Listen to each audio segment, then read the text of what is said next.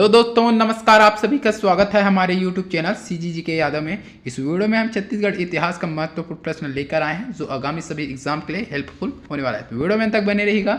बिना देरी के चलते हैं आज के पहले प्रश्न की ओर। उससे पहले जो लोग चैनल में नए जुड़ रहे हैं चैनल को सब्सक्राइब कर लीजिए, बेल आइकन की घंटी जरूर दबाएं ताकि हमारे अगले वीडियो का नोटिफिकेशन आपको मिल सके। तो देखते हैं आज का पहला प्रश्न। राजनांदगांव रियासत के महंत घासीदास को ब्रिटिश शासन ने शासक होने का सनद कब प्रदान किया था? मोस्ट आईएमपी प्रश्न है। तो इस प्रश्न का सही आंसर हो जाएगा ऑप्शन बी हो जाएगा 1865। ठीक है, राजनांदगांव रियासत के शासक कौन था? महंत घासीदास। ठीक है, तो ब्रिटिश शासन ने सन होने का सनद कब प्रदान किया था? तो 1865 में किया था। अगला प्रश्न देखेंगे, छत्तीसगढ़ में किस कलचुरी शासक ने तुम्माड़ से शासन नहीं किया? तो छत्तीसगढ़ में किस कलचुरी शासक ने तुम्माड़ से शासन नहीं किया है, यह पूछा है प्रश्न। तो इस प्रश्न का जो सही आंसर हो जाएगा ऑप्शन क्या हो जाएगा? सी हो जाएगा। ठीक है, पृथ्वीदेव प्रथम। तो पृथ्वीदेव प्रथम ने तुम्माड़ से शासन नहीं किया। बाकी कलिंगराज, कमलराज तथा रत्न प्रथम तुम्माड़ से शासन किया है। रत्नदेव प्रथम ने रतनपुर को कलचुरियों की नवीन राजधानी बनाई।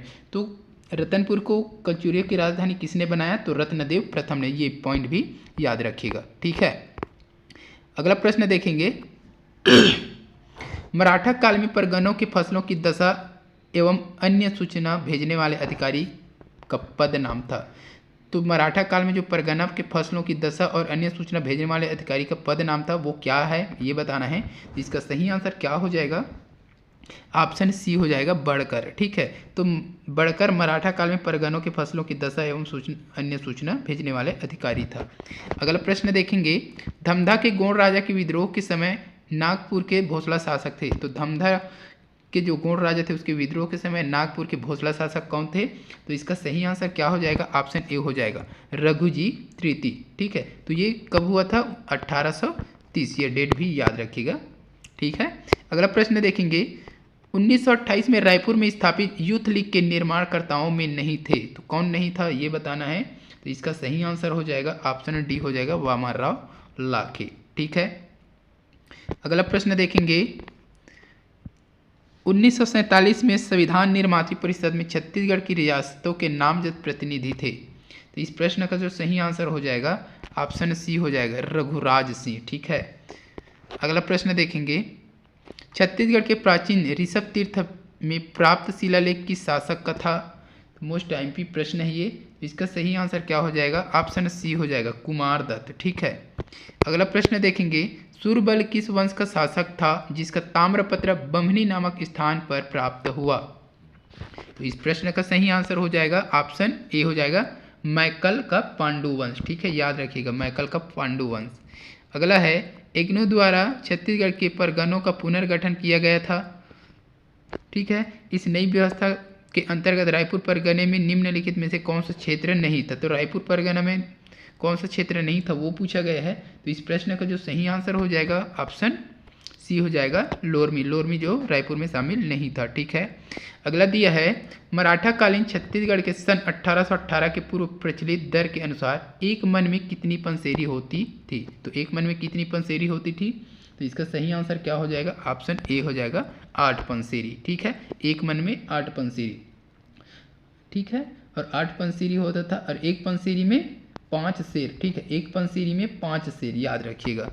चलिए अगला प्रश्न देख लेंगे, 1869 के बंदोबस्त के समय सामान्य काश्तकारों को कहा जाता था। तो जो 1869 के समय बंदोबस्त थे उसमें सामान्य काश्तकारों को क्या कहा जाता था? तो इस प्रश्न का सही आंसर क्या हो जाएगा?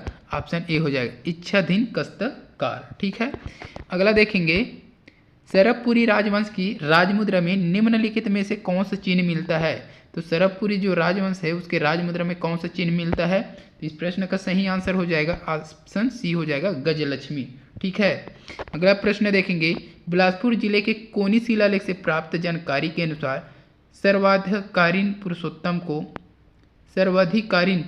को कौन सा ग्राम दान में दिया गया था? तो इस प्रश्न का सही आंसर क्या हो जाएगा? इस प्रश्न का सही आंसर होगा ऑप्शन डी हो जाएगा। ठीक है, डी, सलोनी। ठीक है, अगला देखेंगे, देवपाल मोची किस स्थान से संबंधित है? तो देवपाल मोची किस स्थान से संबंधित है? तो इसका सही आंसर हो जाएगा ऑप्शन बी हो जाएगा, खल्लारी। ठीक है, तो देवपाल मोची ने खल्लारी में क्या किया था, नारायण मंदिर का निर्माण कराया था। ठीक है, अगला प्रश्न देखेंगे, निम्नलिखित में से कौन रघुजी तृतीय के शासन में छत्तीसगढ़ का जिलेदार नहीं था। तो रघुजी तृतीय के शासनकाल में छत्तीसगढ़ का जिलेदार नहीं था पूछा है, तो इस प्रश्न का सही आंसर क्या हो जाएगा, ऑप्शन सी हो जाएगा। ठीक है, केशव गोविंद, बाकी कृष्णराव, अप्पा गोविंद राव और इंटुक राव, ये तीनों क्या थे, जिलेदार थे। किसके, रघुजी तृतीय के शासनकाल में छत्तीसगढ़ के जिलेदार कौन थे, कृष्णराव, अप्पा गोविंद राव, इंटुक राव। ठीक है, अगला देखेंगे बस्तर और करोंद का विवाद छत्तीसगढ़ के किस ब्रिटिश शासन के सामने आया था। तो इस प्रश्न का सही आंसर क्या हो जाएगा, ऑप्शन बी हो जाएगा। ठीक है, सैंडीज। तो बस्तर और करोंद का जो विवाद था ब्रिटिश शासन सैंडीज के सामने आया था। ठीक है, अगला देखेंगे, रायपुर में यूथ लीग का गठन किस वर्ष हुआ था। तो रायपुर में जो यूथ लीग का गठन हुआ था वह किस वर्ष हुआ, ये पूछा गया है। तो इसका सही आंसर हो जाएगा ऑप्शन ए हो जाएगा, 1928 में। ठीक है, अगला प्रश्न देखेंगे,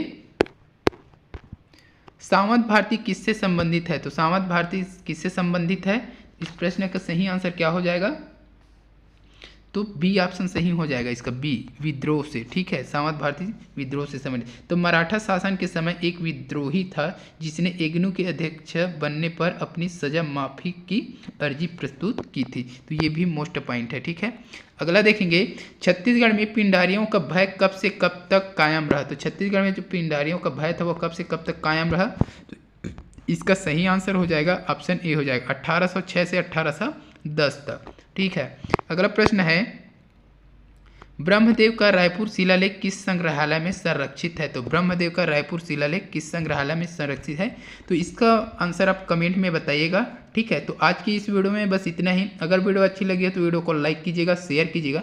इस प्रकार की वीडियो के लिए चैनल पर बने रहिएगा। जल्द मिलते हैं अगली वीडियो के साथ, तब तक के लिए वंदे मातरम, जय हिंद, जय छत्तीसगढ़।